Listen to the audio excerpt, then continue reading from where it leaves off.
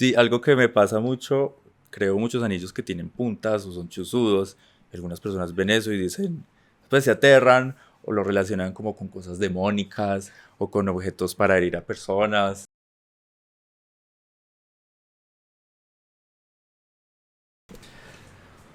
Hola a todos, bienvenidos a este podcast de Metáfora, en donde vamos a hablar un poco de arte, de los artistas, de artesanías y pues como de este mundo maravilloso que es la creación.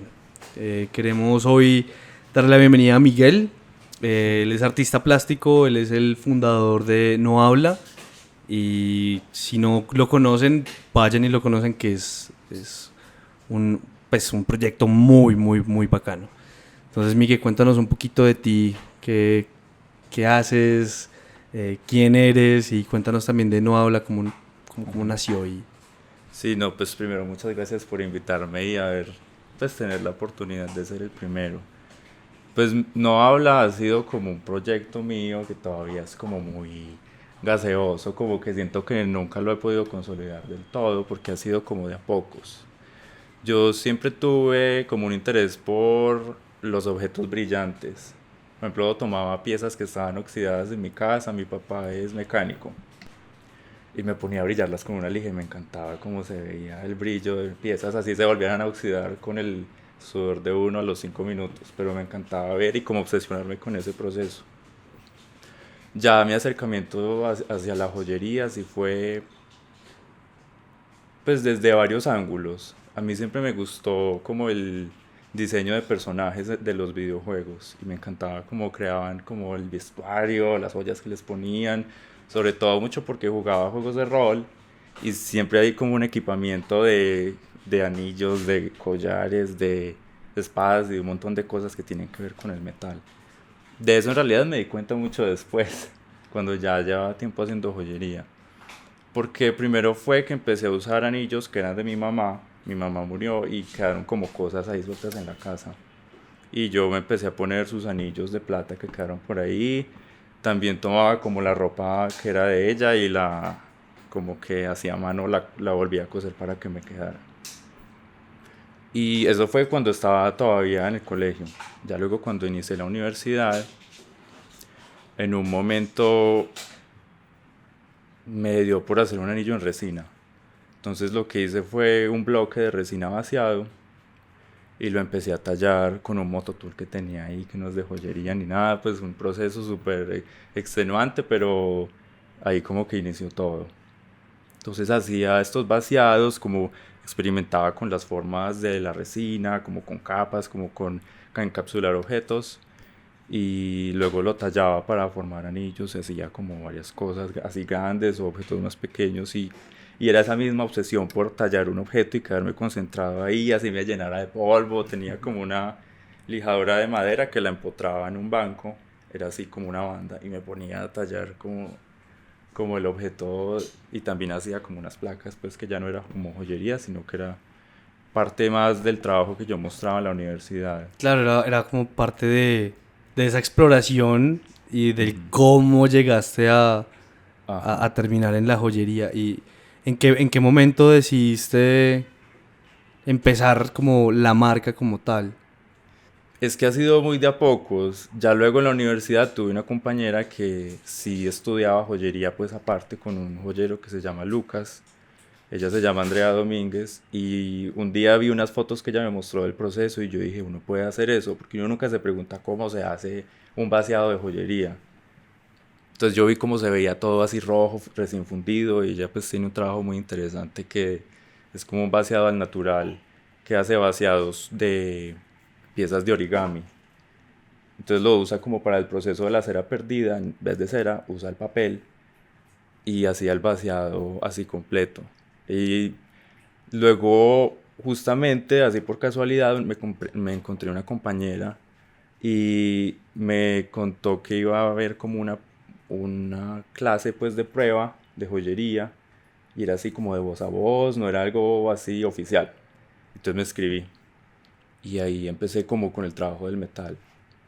Y ya hice unos anillos para una entrega de la universidad, era como como unos anillos que parecían unos huesos, pero que si se juntaban todos formaban como el cauce del río Magdalena. Pues por un viaje que hice en el que vi el río, pues fue un viaje muy largo como hacia todo el sur y pasé por el río Magdalena y parecía los huesos de un río porque estaba completamente seco por tala de árboles, por minería. Entonces hice los anillos que pareciera que es mm, como una contradicción hacer los anillos en metal, pero era una plata reciclada, que así fue como empecé a trabajar con plata reciclada y ya alguien decidió comprarme uno de esos anillos, un compañero, y yo dije, yo puedo vender esto. Y así de a poquitos como que creé un Instagram como para mostrar mi trabajo pues de joyería, Claro. y ahí seguí. No, súper, que nota y que envidia como poder empezar como así con esa inspiración tan grande que es como el río Magdalena. Ujú. Y bueno, ahorita hablando como de todo un poco y de como de Colombia como inspiración y del río y la naturaleza de inspiración, ¿crees que el río Magdalena ha sido tu mayor inspiración o de dónde extraes como esas ideas? ¿Cuál es como ese proceso de la creación del concepto de un anillo o Ujú. de una joya eh, para ti? O sea, ¿qué te inspira? Sí, pues eso fue como la época como empecé a pensar en joyería y como materializar como pensamientos que tenía en los objetos. Ya no es tanto esto porque de hecho hace mucho no viajo, tal vez me hace falta.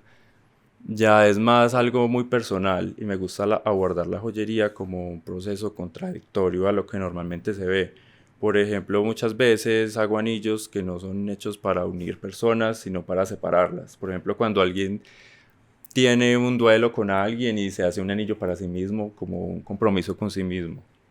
Entonces, digamos que esa es parte de mi inspiración, como pensar la joyería para otros usos que no son los tradicionales.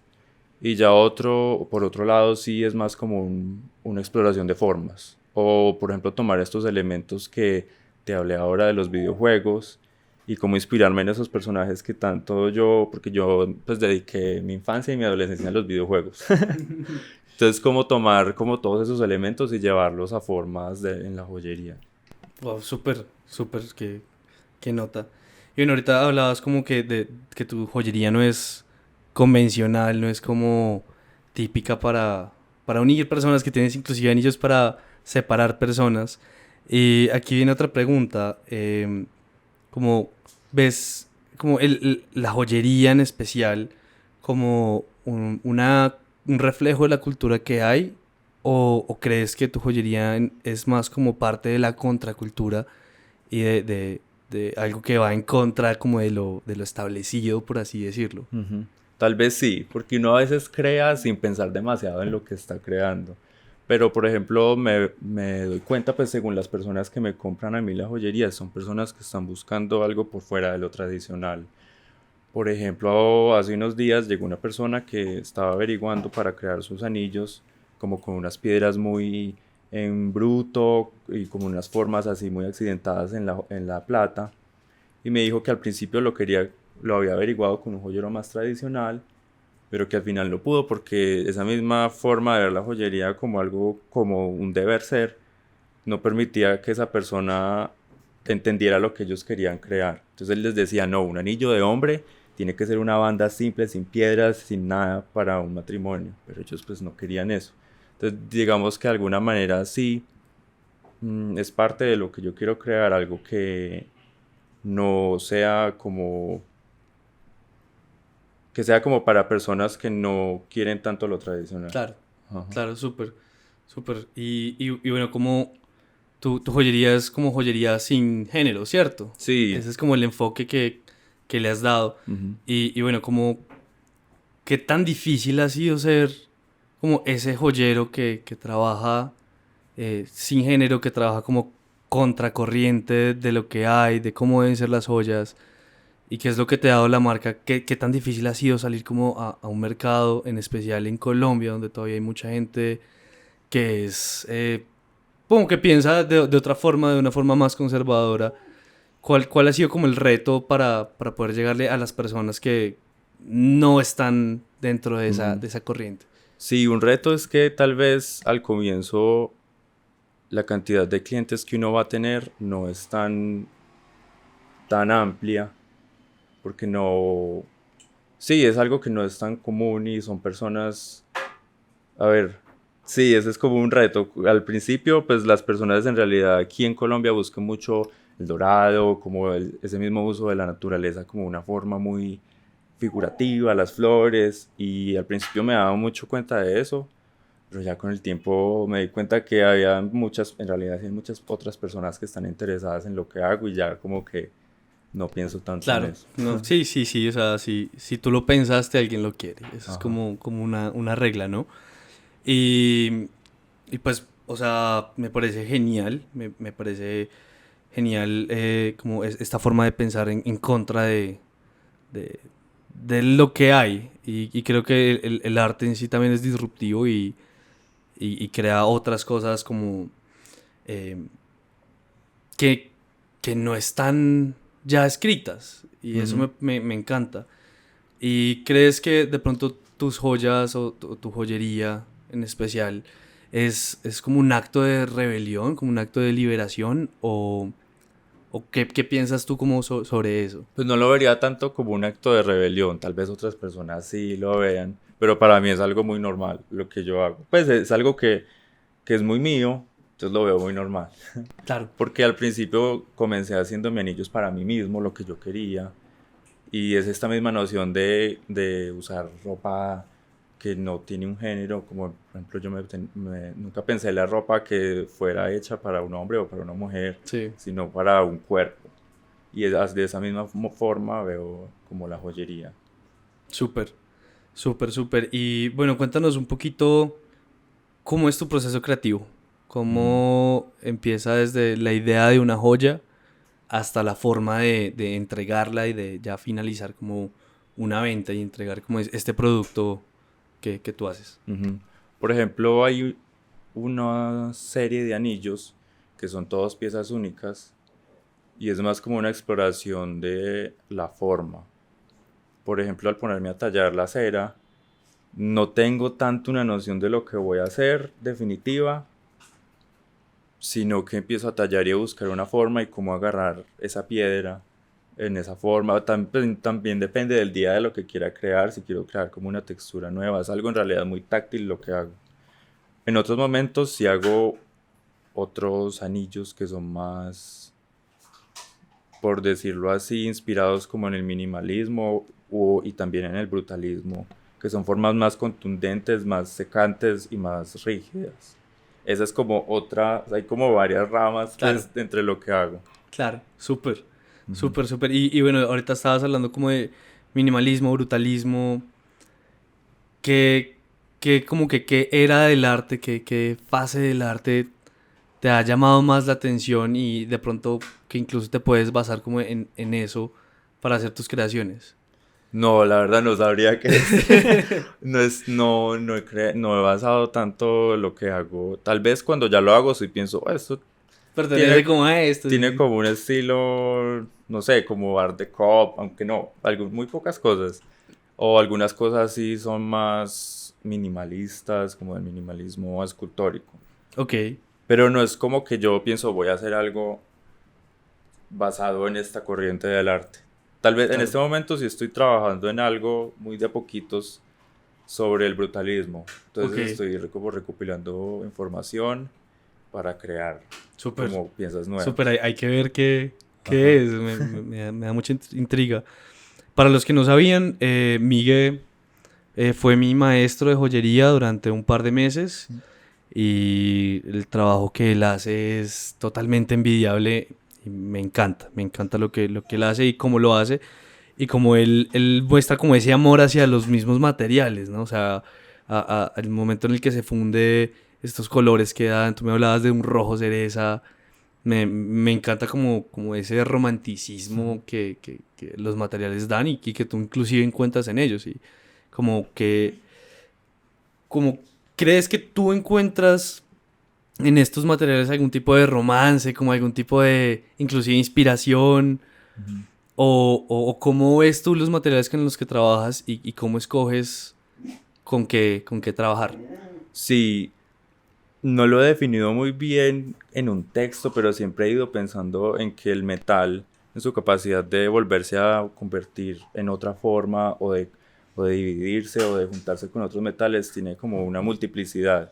Y comparo eso como con la multiplicidad que uno tiene sobre sí mismo, de que uno puede hacer muchas cosas y evolucionar, y a veces ser menos y a veces ser mucho más, o ser más juntándose con otras personas. Veo como ese paralelo entre el metal como una especie de metáfora entre lo que uno puede ser. Súper. Y bueno, ¿quién es Miguel fuera del taller de joyería?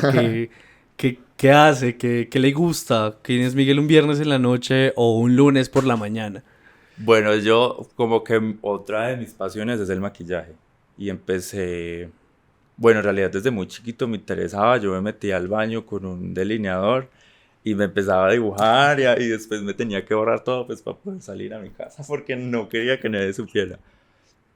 Y un día me dio una alergia en la cara y pues no podía ir hacia la universidad y me maquillé y de a poquitos empecé a experimentar con el maquillaje como un maquillaje normal y ya digamos que ya tengo como un grupo de amigos que todos nos maquillamos y hacemos drag y por ejemplo yo como decía yo un viernes en la noche puedo estar con la cara así toda de rojo maquillada en un rave o simplemente maquillándome y tomándome fotos. Súper, súper, muy bacano. Y bueno, aquí hay otra pregunta que tenía preparada para ti, que es como, ¿cuál es tu definición del éxito en el mundo del arte y pues de las artesanías, de la joyería? Como, ¿qué es a lo que le apuntas o qué crees que podrías decir como ya tengo éxito? O sea, soy un joyero exitoso.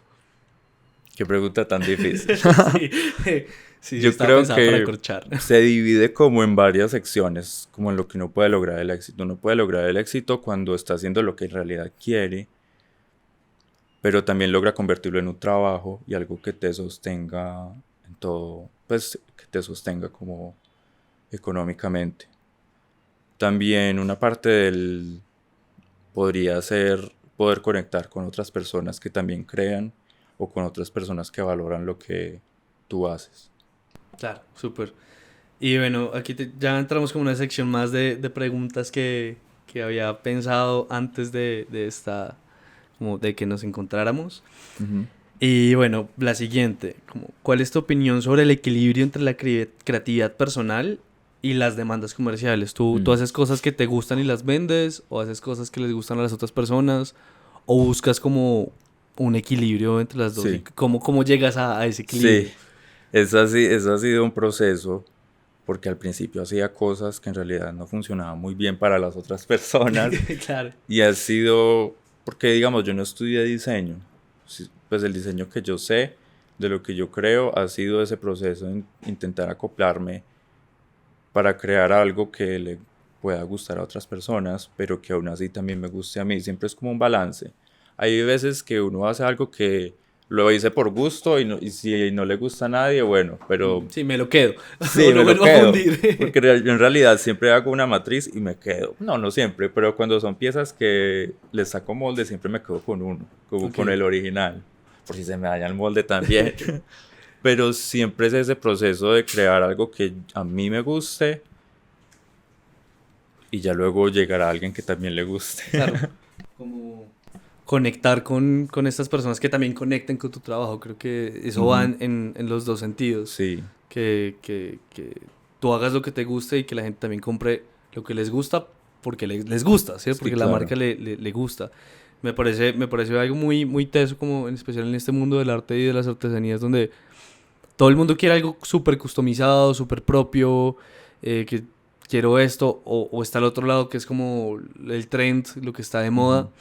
y esta marca tuya que llega como a romper con no estamos haciendo lo que está de moda, no vamos a hacer lo que está de moda, que es algo que te gusta, pero que también conectas con mucha gente, y eso me parece muy chévere.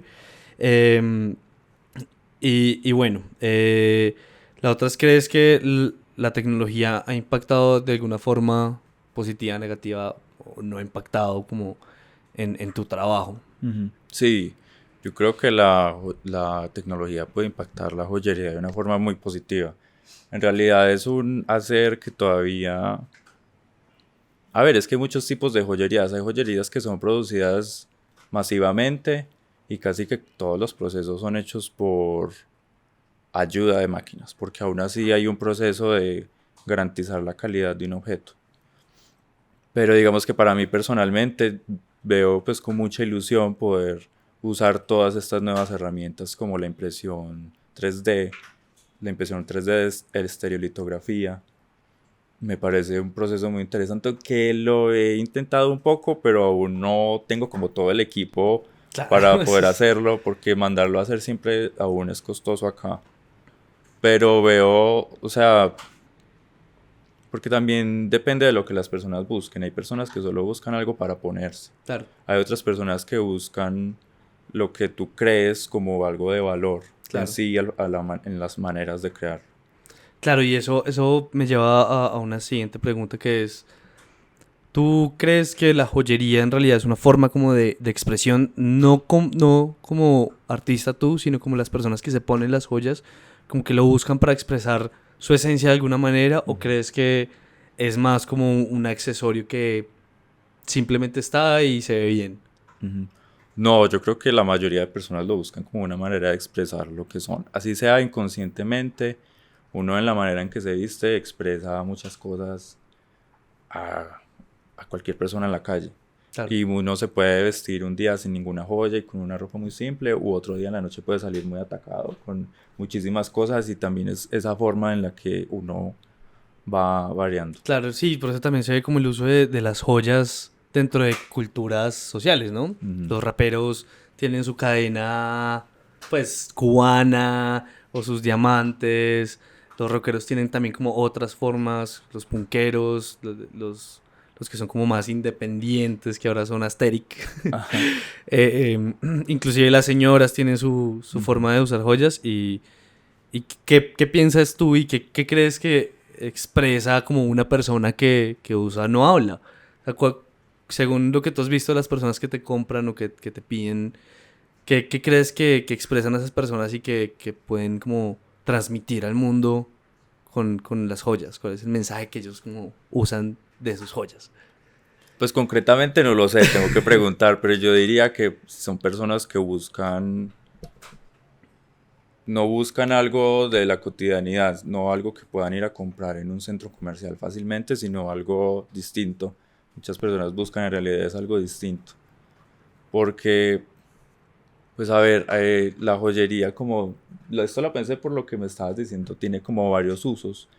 Hay usos que son la unión, como los anillos de matrimonio o anillos de amistad o cosas para uno mismo, para uno unirse con sí mismo y recordar algo. O hay procesos como los que me decías de los raperos que son más algo de estatus. O como las joyas de la corona, es algo en realidad de estatus y de ser ostentoso. Entonces, entre eso mismo hay varios usos que tiene la joyería y que las personas le dan. Claro, súper, súper. Y bueno, voy a continuar como con otra pregunta más, volviendo al proceso creativo, y es cómo influyen tus experiencias, tu entorno personal, como tu entorno eh, fuera del taller, cómo influyen dentro del taller. Ujú. Pues a ver, en realidad a veces el taller es como una descarga de la atención que uno tiene como en su cotidianidad. Porque yo veo la joyería, el crear la joyería como una especie de meditación, porque vos tenés que estar concentrado en un punto muy pequeño, en un punto fijo, o estar concentrado para poder usar una herramienta bien y que no se te dañe algo. Entonces, digamos, para mí más bien es al contrario, que la joyería impacta el resto de lo que yo hago.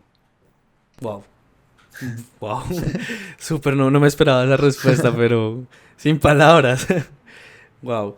Y bueno, ¿qué consejos le darías a alguien que está comenzando con su proyecto de joyería, que aún no sabe si lanzarlo o si ya lo lanzó y no está como seguro de lo que está haciendo? ¿Qué le dirías como a esa persona? Pues a ver, yo personalmente todavía me considero que no sé nada y que uno siempre va a tener muchísimo para aprender en la joyería, pero es tal vez suene muy cliché, pero en realidad es disfrutar el proceso de lo que uno hace. Muchas personas dicen, ay, a mí me encantaría hacer eso, pero no tengo paciencia o no sé usar mis manos. Pero es que nadie nunca ha usado una herramienta de joyería, o sea, nadie tiene esa habilidad y es algo que siempre se va a ir desarrollando de a pocos. Sí se necesita mucha paciencia, pero si a uno le gusta, pues la paciencia es como paralelo a eso. Sí, yo soy testigo de eso. Mi paciencia es muy cortica y mis manos son muy torpes y bueno, como que en el taller contigo hemos como ido creando cosas bastante interesantes que me gustan mucho. La mayoría de accesorios que tengo hoy son hechos en el taller de Miguel, orgullosamente. Y Y tal vez un consejo sería, eh, mm, a ver, ¿cómo lo digo? ¿Cómo no? Se me fue la paloma. no pasa nada más finito. Eh, bueno, y en cuanto al tema digital, como ¿cuál ha sido tu experiencia en el tema digital? ¿Crees que funciona? ¿Crees que de pronto hay mucho que hacer o hacen falta cosas en el mundo como digital, ¿cierto? Y ¿qué has hecho tú? ¿Qué te gustaría hacer? ¿Y qué puedes aconsejar a las demás personas a empezar a hacer en el mundo digital? Como con respecto a la joyería, ¿cómo mostrar o Sí, cómo? cómo mostrar, cómo mover el negocio, cómo eh, dar exposición, ¿cierto? Ujú. Cómo entrar como a las comunidades que les gustan a los artistas. Yo creo que si uno quiere llegar a un público es muy importante definir quién es. Eso es como lo básico, pero aún así es como crear una atmósfera de lo que es tu marca y de quiénes son esas personas que habitan como tu creación. Por ejemplo, pensar en qué música tiene que ver con mi joyería o qué tipo de fotografía tiene que ver con mis joyas o si no es algo que va de forma digital, sino que es algo que me gusta hacer por fuera de lo digital, algo impreso, algo que solo está en una tienda. Es algo que me gustaría a mí mucho crear y sería que una parte de mi trabajo se desligue de la necesidad de ser digital, Claro. de estar mostrándose de forma digital, sino estar como un objeto que solo se puede presenciar Claro, en persona. como que hay que buscar, Ajá. y hay que ir a ver. Súper, súper, súper. Y bueno, hablabas como de la música. ¿Qué música representa? ¿No habla o no habla? Como que qué música usa. Ujú. Para mí siempre es muy difícil usar de la música porque yo nunca sé identificar qué género es qué. Yo solo pongo música y me pongo a guardar. Pero digamos que me gusta mucho, a ver, me gusta mucho el techno más como un proceso también de hacer algo que te ayuda a hacer algo. O el dark wave tiene como una atmósfera que tal vez se liga pues a lo que Sí. hago, pero también siempre tuve un gusto por la música clásica. Desde chiquito siempre escuchaba, pues tenía como, había un tocadiscos en mi casa y también había CDs que escuchaba mucho y tal vez es como una mezcla de todo eso, que tal vez a veces también intento poner como en los videos que publico o en la forma de hacer como las fotos. Claro, sí, sí, yo veo no habla muy como un dark wave, como un post-punk, Ajá. como por esa onda, me encanta, me parece muy bacano los que no conocen a no habla, miren como las creaciones tan locas y geniales que ha creado y pues síganlo también. Eh, volviendo como a las preguntas, como, ¿cómo crees que no habla contribuye como a la cultura, a la sociedad, ¿cierto? Como cuál es el papel social de No Habla y en qué aporta? Ujú. Pues por el momento aún no lo he definido ni sé que no lo tengo. Como un proceso que impacte la cultura de una manera así importante, no tanto. Tal vez algo que yo quiero hacer es ver la joyería como un proceso por, que se relaciona con el arte, pero en sí es algo que está por fuera del arte y Claro, que es su propia materia de creación, porque la claro. joyería es algo que viene desde las maneras que nos adornamos desde que somos casi que Sí, neandertales. total. Pues se han encontrado objetos que se presume que pues, fueran usados como joyas y es algo que se ve mucho como como un objeto de culto. Y a mí me encantaría que mis joyas llegaran a ser como un objeto de culto de cierto grupo de personas. Claro, súper, súper, sí, como esa forma de identificarse. Ujú. Genial, genial. Y bueno, yo creo que, o sea, lo que yo he visto no aporta mucho a la cultura y es un aporte social muy bacano.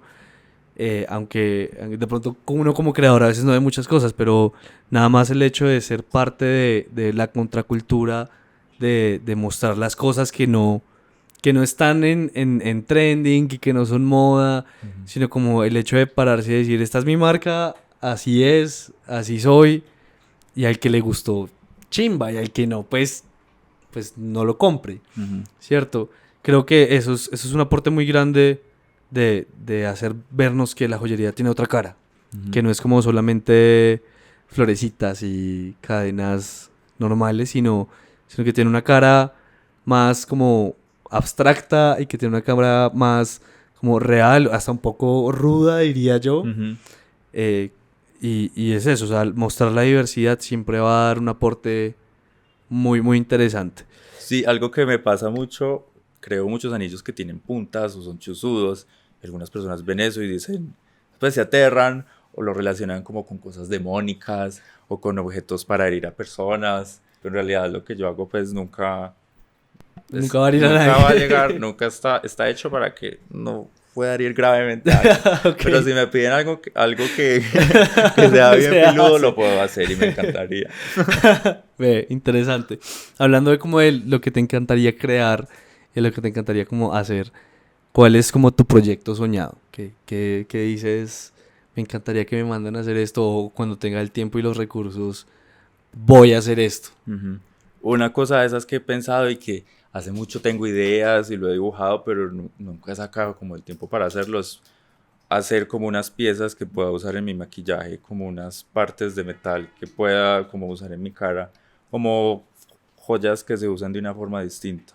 Por ejemplo, o hacer piezas más grandes que lo deformen, pues no deformen, que le cambien a uno completamente su forma. Claro, como la composición Ajá. natural, ve, súper bacano. También crear joyas que sean hechas para una fotografía no más, que sean más como una pieza hecha para la fotografía. Claro, más que un accesorio Ujú.